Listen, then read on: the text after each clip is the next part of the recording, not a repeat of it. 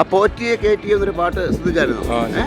ആ പാട്ടിനെതിരെ കേസ് എടുത്തു പറഞ്ഞായിരുന്നു. ഒരു പക്ഷേ ഒരു പാട്ടിന്റെ പുറത്തൊരു ഇലക്ഷൻ ചെയ്യുന്ന ആദ്യമായിട്ടായിരിക്കും. അതാണ് എന്റെ ഒരു ഇത്.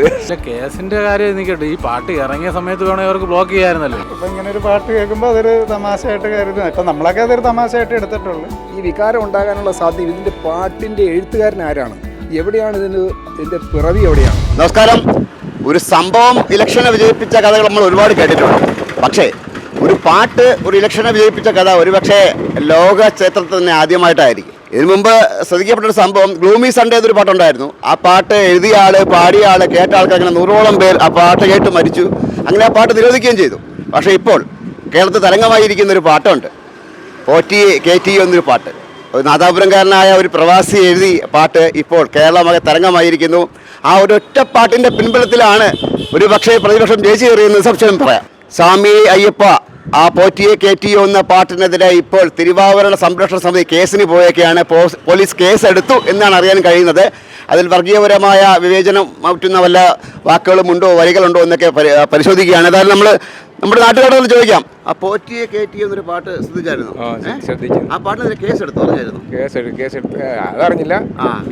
കിടിലായിട്ടുണ്ട്, സംഭവം കിടിലായിട്ടുണ്ട്. അത് അങ്ങനെ ഒരു ആവിഷ്കാര സ്വാതന്ത്ര്യത്തിനെതിരെ ഇങ്ങനെ പോകുന്നത് ശരിയാണോ?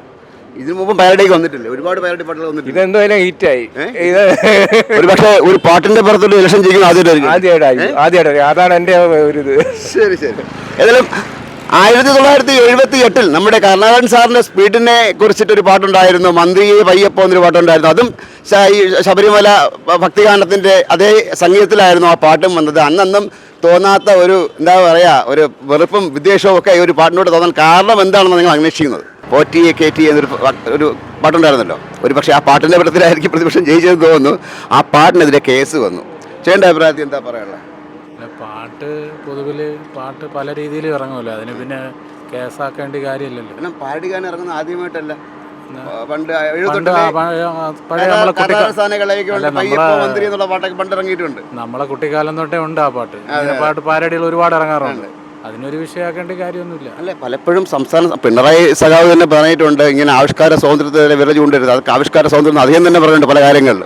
ഇല്ലേ, എന്നിട്ട് അത് ആ സർക്കാർ തന്നെ ഒരു കേസെടുക്കാൻ മുന്നോട്ട് വരാന്ന് പറഞ്ഞു കഴിഞ്ഞാൽ അല്ല, കേസിന്റെ കാര്യം നിൽക്കട്ടെ, ഈ പാട്ട് ഇറങ്ങിയ സമയത്ത് വേണമെങ്കിൽ അവർക്ക് ബ്ലോക്ക് ചെയ്യാമായിരുന്നല്ലോ. പാട്ട് ഇപ്പോൾ ഇറങ്ങി, അപ്പോൾ നമ്മൾ യൂട്യൂബിൽ ഫസ്റ്റ് വരുമ്പം തന്നെ വേണമെങ്കിൽ ബ്ലോക്ക് ചെയ്യാനല്ലേ ഉള്ളായിരുന്നുള്ളൂ. ഇനി പിന്നെ അതിന്റെ പിറകെ പോയിട്ട് കാര്യം, തോൽവിക്ക് ശേഷം പോയിട്ട് കാര്യമില്ല. ആവിഷ്കാര സ്വാതന്ത്ര്യത്തിന് മേലെ കടന്നു കയറുന്ന ശരിയെന്നാണ് ഭൂരിഭാഗം ജനങ്ങളുടെ അഭിപ്രായം. ഒരുപക്ഷെ ഞാൻ ആലോചിക്കുന്നത് ലെഫ്റ്റ് എന്ന സിനിമ ഇറങ്ങിയായിരുന്നു. ആ സമയത്ത് അതിനെതിരെ ഒരുപാട് രോഷം വന്നായിരുന്നു. പക്ഷേ ഓപ്പോസിറ്റ് സംഭവങ്ങൾ വരുമ്പോഴൊക്കെ അങ്ങനെ ഉണ്ടാവാറില്ല. ഇപ്പോൾ ഒരു ചേട്ടൻ പറഞ്ഞതുപോലെ ഒരു പക്ഷേ ഈ പാട്ട് ഇറങ്ങിയപ്പോഴോ അല്ലെങ്കിൽ യൂട്യൂബ് ഹിറ്റ് ആകുമ്പോഴത്തേക്കൊക്കെ ഇത് കേസിന് പോകാമായിരുന്നു, നിരോധിക്കാമായിരുന്നു. ഒരു തോൽവിക്ക് ശേഷം ഇങ്ങനെ മുന്നോട്ട് വരുന്നത് ശരിയാണോ എന്നാണ് ചോദിക്കാനുള്ളത്. ചേട്ടാ, നമ്മുടെ ഇലക്ഷന് ഒരു പാട്ടുണ്ടായിരുന്നല്ലോ, പോറ്റിയെ കയറ്റി എന്നൊരു പാട്ട് കേട്ടായിരുന്നു. ആ പാട്ടിനെതിരെ കേസെടുക്കാൻ പോവുകയാണ്. അറിഞ്ഞില്ല. ഇങ്ങനെ ഒരാൾ ഇന്നിപ്പോൾ ഇവിടെ വന്നപ്പോൾ പറയണ കേട്ട്. ചേട്ടൻ്റെ അഭിപ്രായത്തിൽ എന്താണ് അഭിപ്രായം? എൻ്റെ അഭിപ്രായത്തിൽ പറഞ്ഞാൽ അയാൾ അങ്ങനെ ഒരു പാട്ട് എഴുതി, പിന്നെ അതുകൊണ്ടാണ് വോട്ടൊക്കെ മറിഞ്ഞതും തോറ്റതെന്ന് പറയാൻ പറ്റില്ല.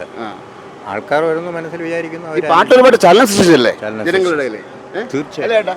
ആ പാട്ട് കേട്ടായിരുന്നു? കേട്ടില്ല. ചേട്ടൻ കേട്ടായിരുന്നു ആ പാട്ട്? കേട്ടില്ലേ? ഈശ്വര, ആ പാട്ട് ഈ സംസ്ഥാനം മൊത്തം ഇങ്ങനെ അലയടിച്ച് ആ പാട്ട് കേൾക്കാത്ത ആൾക്കാരും ഉണ്ടെന്നുള്ളത് വളരെ സങ്കടകരമായ വസ്തുതയാണ്. പോറ്റിയെ കയറ്റി എന്നൊരു പാട്ടുണ്ടായിരുന്നല്ലോ. ആ പാട്ട് ഒരു പക്ഷേ ഒരു ഇലക്ഷൻ ഒരു പാട്ട് ഇത്രയും സ്വാധീനം ചെലുത്തുന്ന ആദ്യമായിട്ടായിരിക്കും അല്ലേ? ചേട്ടൻ്റെ ഓർമ്മയിൽ അങ്ങനെ വല്ലതും ഉണ്ടോ?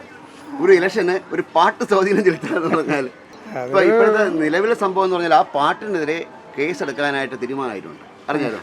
അങ്ങനെയാണെങ്കിൽ ഇതിനു മുമ്പ് കരുണാകരനെ കുറിച്ചൊക്കെ, ഇത് മറ്റേ നാദർഷയും വേറൊരു ടീമും കൂടെ ചേർന്ന് അയ്യപ്പോ അങ്ങനെ ഒരു പാട്ട് പണ്ടും പാടിയിട്ടുണ്ട്. ഇതൊരു സ്പിരിറ്റായിട്ട് എടുത്തു കഴിഞ്ഞാൽ തീരുന്ന പ്രശ്നമല്ലേ ഉള്ളൂ. പക്ഷെ ഒരു കാര്യം ഉണ്ടായിരുന്നു, ഈ പാട്ട് ഇറങ്ങിയപ്പോഴും യൂട്യൂബ് ഹിറ്റ് ആകുമ്പോഴത്തേക്കും വേണമെങ്കിൽ കേസിന് പോകായിരുന്നു. ഒരു തോൽവിക്ക് ശേഷം എന്തിനാണ് പോകുന്നത്? അതിനെക്കുറിച്ചൊക്കെ ചോദിച്ചാൽ അല്ല, ഇതൊരു പാട്ടായിട്ടും എടുത്താൽ മതി, പ്രശ്നം തീർന്നു. വേറെ വിഷയങ്ങളൊന്നും അതിനകത്ത് നമുക്ക് തോന്നുന്നില്ല.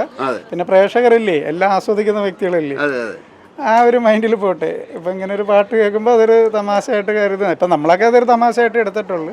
എല്ലാ മനുഷ്യരും ഒരുപോലെയാണ്.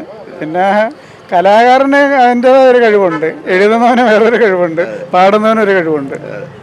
അതിനെ ആ രീതിക്ക് അങ്ങ് എടുക്കുക, അത്രേ ഉള്ളൂ. ഒരാൾ പോലും ആ പാട്ട് നിരോധിക്കണമെന്നോ അതിന് കേസെടുക്കുമെന്നോ പറയുന്നില്ല. നമ്മൾ സംസാരിച്ച ആൾക്കാരെല്ലാം പറയുന്നത് അതൊരു കലാരൂപം, അത് ആസ്വദിക്കാനുള്ള കാര്യം ആസ്വദിച്ച് പോവുക. അതിനെ അങ്ങനെ അങ്ങ് വിടുക, ആവിഷ്കാര സ്വാതന്ത്ര്യം അങ്ങനെ അങ്ങ് വിടുക എന്നാണ് എല്ലാവരും പറയുന്നത്. അപ്പോൾ നമ്മൾ ചിന്തിക്കാനുള്ളത് ഈ പാട്ട് ഇറങ്ങിയിട്ട് ഏറെ നാളായി. ഈ പാട്ട് ഇറങ്ങിയ നാളായി എല്ലാവരും ഈ പൊതുജനങ്ങൾ ഉൾപ്പെടെ അല്ലെങ്കിൽ ഹിന്ദു ആയാലും മുസ്ലിം ആയാലും ക്രിസ്ത്യാനിയായാലും ഇവരെല്ലാം ആസ്വദിച്ച് അത് കേട്ട് ആസ്വദിച്ച് ചെയ്യുകയും ചെയ്തത്. ഇലക്ഷൻ വന്നപ്പോൾ ഈ പാട്ട് കുറേ ഒരാൾക്ക് അത് അനുകൂലം ഒരാൾക്ക് പ്രതികൂലം വന്നു. അപ്പോൾ ജനങ്ങളാരും ഈ പാട്ട് കേട്ട് അവർ ഇലക്ഷനിലായിരുന്നാലും അല്ലാതെ ആയിരുന്നാലും പേഴ്സണാലിറ്റിയൊക്കെ അവർ ആസ്വദിച്ചു. ഇലക്ഷനിൽ ഒരു പാർട്ടി തോക്കുകയും ഒരു പാർട്ടി പുരുഷൻ കിട്ടിയും ഒരു പുരുഷൻ കുറഞ്ഞു വന്നപ്പോൾ ഈ പാർട്ടിനെതിരെ കേസായി വഴക്ക്. അത് എന്തിനാണെന്ന് ഈ സമൂഹത്തിനും മറ്റാർക്കും നമ്മളെപ്പോലുള്ള പൊതുപ്രവർത്തകർക്ക് മനസ്സിലാവുന്നില്ല. പാട്ടെന്ന് പറഞ്ഞ സംഗീതമാണ്, അത് ആസ്വദിക്കുക, അത് അവിടെ ഉപേക്ഷിക്കുക. അല്ലാതെ ഇത് കൊണ്ടു നടന്ന് ഇതുപോലെ കേസ് മടക്കം ആക്കി ജനങ്ങളെ രണ്ട് ചേരിയിലാക്കേണ്ട ഒരു ആവശ്യവും നമ്മൾ ഈ സമൂഹത്തിന് ഇന്ന് കേരളത്തിന് സമൂഹത്തിന് ആവശ്യമില്ല. ഒരു പക്ഷേ വേൾഡ് ഹിസ്റ്ററിയിൽ ആദ്യമായിട്ടായിരിക്കും ഒരു ഇലക്ഷൻ ഒരു പാട്ടിൻ്റെ പുറത്ത് ജയിക്കുന്ന തരംഗമാവുന്നതൊക്കെ ആദ്യമായിട്ടായിരിക്കും അല്ലേ?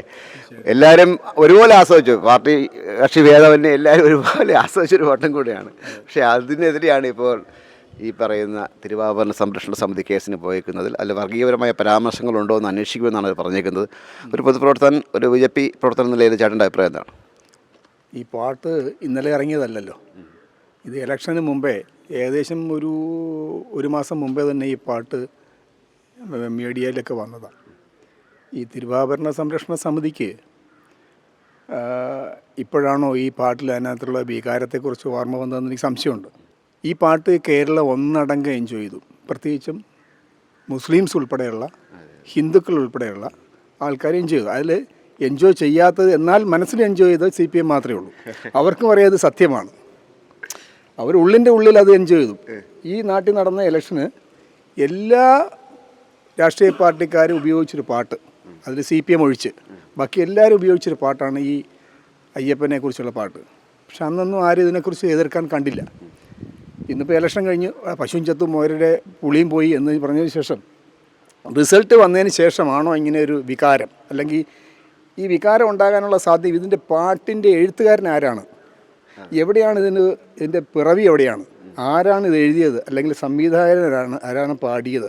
ഈ കാര്യങ്ങളെക്കുറിച്ചുള്ളൊരു വ്യക്തത വന്നതിന് ശേഷമായിരിക്കണം ഇങ്ങനൊരു ചേതോവിഹാരം ഈ സംരക്ഷണ സമിതിക്ക് ഉണ്ടായതെന്ന് ഞാൻ വിശ്വസിക്കുന്നു. ഞാനൊരു BJPയുടെ ഒരു ചുമതലക്കാരനാണ്. പക്ഷെ ഞാനും ആ പാട്ട് എൻ്റെ വീട്ടുകാരുൾപ്പെടെ നാട്ടുകാരുൾപ്പെടെ ഈ വോട്ടേഴ്സ് ഉൾപ്പെടെ എല്ലാ പേരും എൻജോയ് ചെയ്തൊരു പാട്ടാണ്. സത്യമാണ്. അങ്ങനെയാണെങ്കിൽ ഇതിനു മുമ്പ് പാർട്ടി വളർത്താൻ വേണ്ടി സാംബശിവ എന്തെല്ലാം കഥ പറഞ്ഞിരിക്കുന്നു. KPSCയുടെ എന്തെല്ലാം നാട് നിങ്ങളെന്നെ കമ്മ്യൂണിസ്റ്റാക്കി ആരെങ്കിലും കേസെടുത്തോ? സർവേക്കല്ല ആരെങ്കിലും കേസെടുത്തോ? ഇവിടെ ആവിഷ്കാര സ്വാതന്ത്ര്യമുള്ളൊരു നാടല്ലേ? ആണ്. വന്നിട്ടുണ്ട്. പയ്യപ്പ വന്ന് ഇഷ്ടം പോലെ പാട്ട് വന്നിട്ടുണ്ട്. അപ്പം പാട്ട് ഇപ്പോൾ ഒരു വികാരം ഉണ്ടാകാനുള്ള സാധ്യത എന്താണെന്ന് വെച്ചാൽ ഇതിൻ്റെ പിറവി എവിടെ നിന്നാണ്, ഇത് ആരൊക്കെയാണ് ഇത് കൈകാര്യം ചെയ്തതെന്നുള്ളത് തെളിവ് വന്നതിന് ശേഷമായിരിക്കണം ഇത്തരത്തിലൊരു കേസിൻ്റെ പുറകെ പോകുന്നത്. അത് തികച്ചും ഒരു വർഗീയ രീതിയിലുള്ള ചിന്താഗതി, അതിൻ്റെ ഒരു ഒരു ഒരു ഒരു ഒരു ലാഞ്ചന കാണുന്നുണ്ട്, ശ്രമമാണ്. പക്ഷെ ആ പാട്ട് എഴുതിയവൻ എങ്ങനെ എഴുതിയെന്നുള്ളതല്ല, പക്ഷെ അവൻ്റെ സർഗശക്തിയാണ് നമ്മൾ അഭിമാനിക്കേണ്ടത്, അല്ലേ, അഭിനന്ദിക്കേണ്ടത്. പക്ഷെ അതിന് പകരം അവനെ എഴുത്തുള്ളതെന്ന് പറഞ്ഞാൽ ശരിയായ നടപടിയല്ല. ആയിക്കോട്ടെ, നമ്മൾ കേട്ടിട്ടുള്ള കാര്യം BD രാപ്പൻ ഒരിക്കലും ഇങ്ങനെ ദേശഭക്തി കാലത്ത് അത് ആ ഒരു 3 മാസം ജയിലിൽ കിടന്നൊക്കെ കേട്ടിട്ടുള്ളത്. പക്ഷെ അത് ദേശഭക്തി ഒരു ഗാനത്തിൻ്റെ പിറകിൽ കേസെടുക്കുക എന്ന് പറഞ്ഞു കഴിഞ്ഞാൽ, അങ്ങനെയാണ് ഇവിടെ എന്തെല്ലാം കലാകാരന്മാർ, ഏതെല്ലാം രീതിയിലുള്ള പ്രതിഭകളുണ്ട്. ഇപ്പം നമ്മളെ ഈ പ്രചരണ പരിപാടിയുടെ ഭാഗമായിട്ട് എന്തെല്ലാം രീതിയിലുള്ള പ്രചരണങ്ങളാണ് നടക്കുന്നത്. എല്ലാത്തിൻ്റെ പിറകിലും കേസിന് പോകാൻ നടന്നു കഴിഞ്ഞാൽ അത് ഒരു ശരിയായ നടപടിയാണെന്ന് തോന്നുന്നില്ല. ഇതിന് എനിക്ക് വ്യക്തിപരമായിട്ട്, ഈ പാർട്ടി എന്താണ് തീരുമാനിക്കുന്നത്, വ്യക്തിപരമായിട്ട് ഞാൻ പറയുന്നു, അതൊരു ഒരു ഒരു കലാകാരൻ്റെ സൃഷ്ടി, അതിനെ അഭിനന്ദിച്ചേ പറ്റുള്ളൂ. അത് സത്യമായിരുന്നു, അത് എൻജോയ് ചെയ്യാൻ പറ്റുക സത്യം, അതായത് ഒരു നഗ്ന സത്യമാണ് പാട്ടിലൂടെ പുറത്തു വന്നിട്ടുള്ളത്. ആവിഷ്കാര സ്വാതന്ത്ര്യം സംരക്ഷിക്കണമെന്ന് ആദ്യമേ പറഞ്ഞത് പിണറായി മുഖ്യമന്ത്രിയാണ്, അല്ലേ? അതെ. ഇപ്പം ഇത് റിസൾട്ട് എല്ലാം പുറത്തു വന്നതിന് ശേഷം അത് എഴുതിയവരാരാണെന്ന് നോക്കിയതിന് ശേഷമൊക്കെ എടുക്കുന്ന ഒരു തീരുമാനങ്ങൾ അത്ര. അങ്ങനെയാണെങ്കിൽ എന്തുകൊണ്ട് ഒരു മാസം മുമ്പേ അതിനെ സ്റ്റോപ്പ് ചെയ്തുകൂടായിരുന്നു?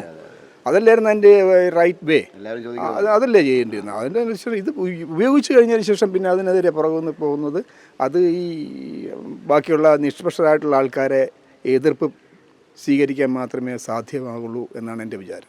ഏതായാലും ഈ പറയുമ്പോൾ ഞാൻ ആദ്യം സൂചിച്ച പോലെ ഗ്ലൂമി സൺഡേ എന്ന ഗാനം, ആ ഗാനം എഴുതിയ ആൾ ആത്മഹത്യ ചെയ്തു, പാടിയ ആൾ ആത്മഹത്യ ചെയ്തു, കേട്ട 100ഓളം പേർ ആത്മഹത്യ ചെയ്തു, തുടർന്ന് ആ പാട്ട് നിരോധിച്ചു. അതുപോലെയല്ല ഇതൊരു സംസാരം ആയിക്കൂടി എൻജോയ് ചെയ്തൊരു പാട്ടാണ്. അതിനെതിരെ എങ്ങനെ കേസെടുക്കും, അതിനെ നിരോധിക്കാനുള്ള പരിപാടി അങ്ങനെയൊക്കെ ആലോചിക്കുമ്പോഴത്തേക്ക് ആൾക്കാരെ ആനന്ദിപ്പിക്കുന്നത് കുറ്റമാണോ എന്നാണ് വിസ്മയൻസിൻ്റെ ചോദ്യം. വിസ്മയൻസിന് വേണ്ടി ക്യാമറമാൻ അനീഷ് മംഗലാപുരത്തിനൊപ്പം ശ്രീജിത്ത് മാരാർ സൈനിങ് ഓഫ്.